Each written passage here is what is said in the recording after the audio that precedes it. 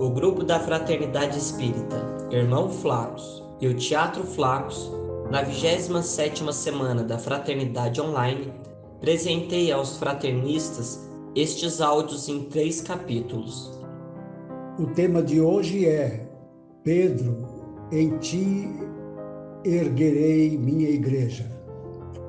É lá do Evangelho de Mateus, capítulo 16, versículo 18, que Jesus que disse: Pois também eu te digo que tu és Pedro, e sobre esta pedra edificarei minha igreja.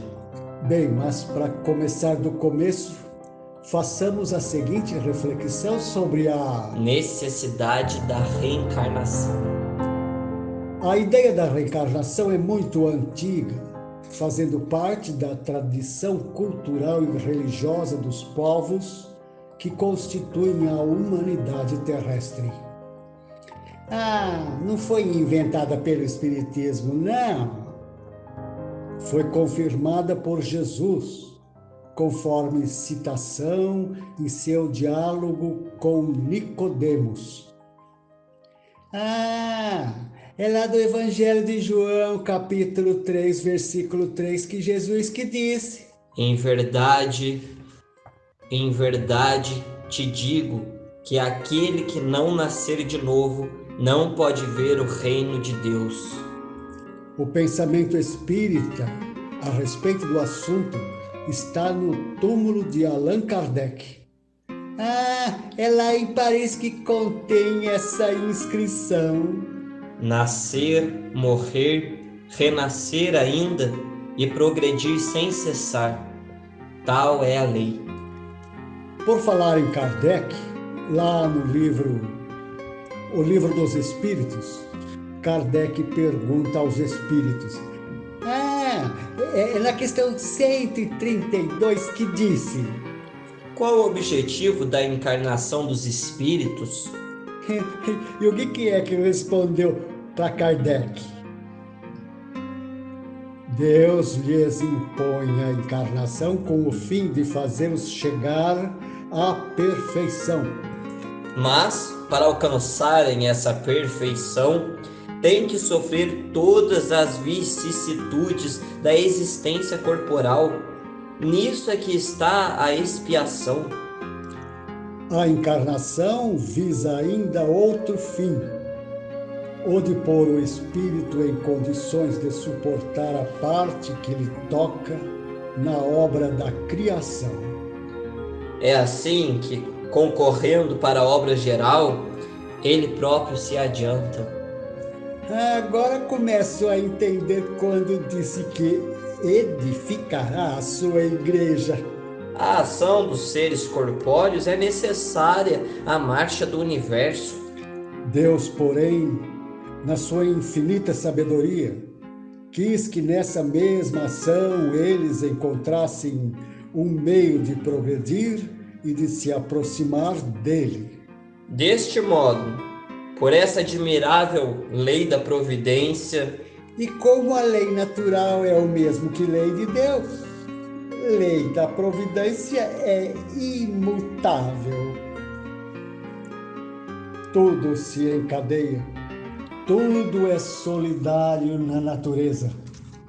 Os reajustes promovidos e viabilizados pela reencarnação assumem a forma de provas e de expiações, sempre de acordo com as escolhas, suas consequências naturais e no âmbito da aquisição moral e intelectual de cada indivíduo.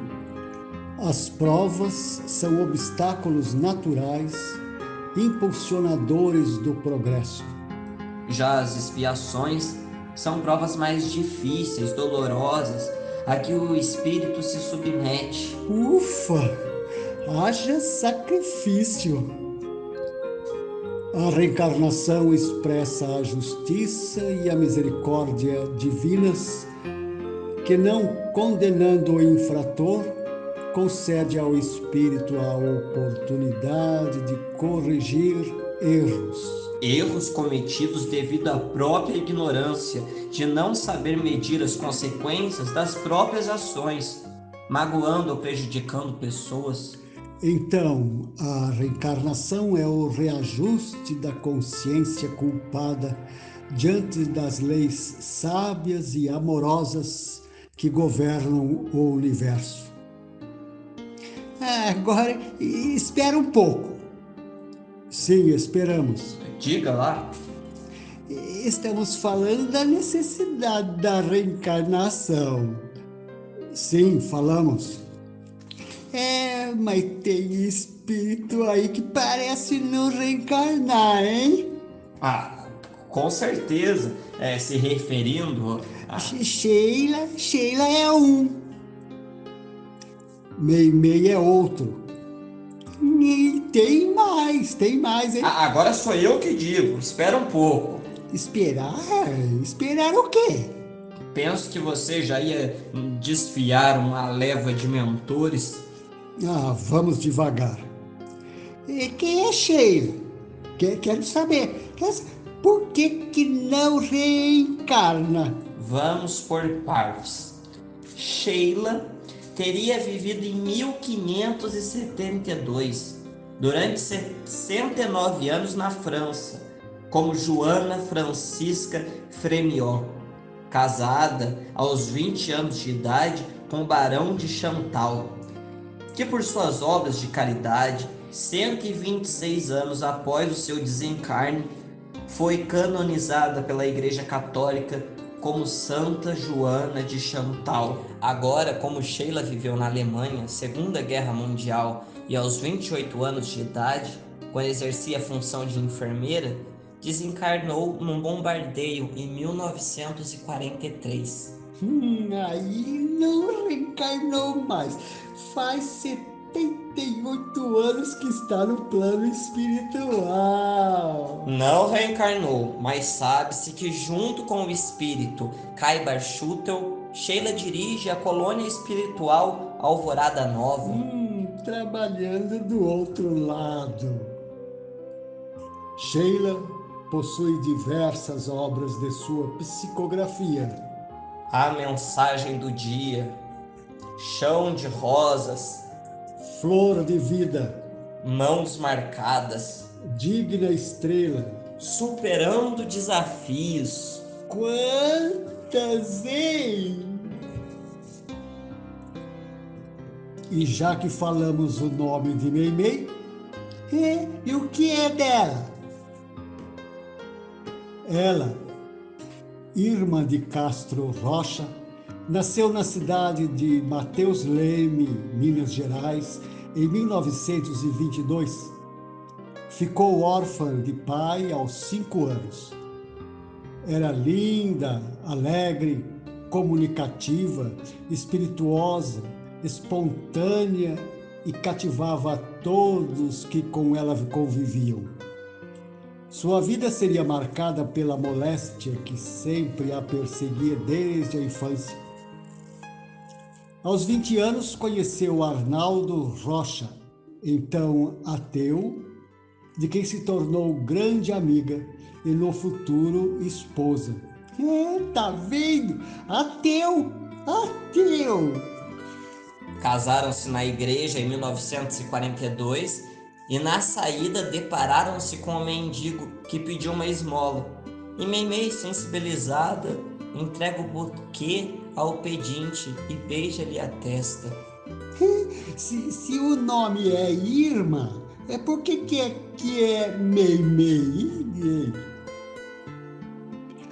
A carinhosa expressão familiar foi adotada pelo casal após a leitura do livro Momentos de Pequim, do escritor Lin Yutang, cujo significado era noiva querida ou a bem-amada.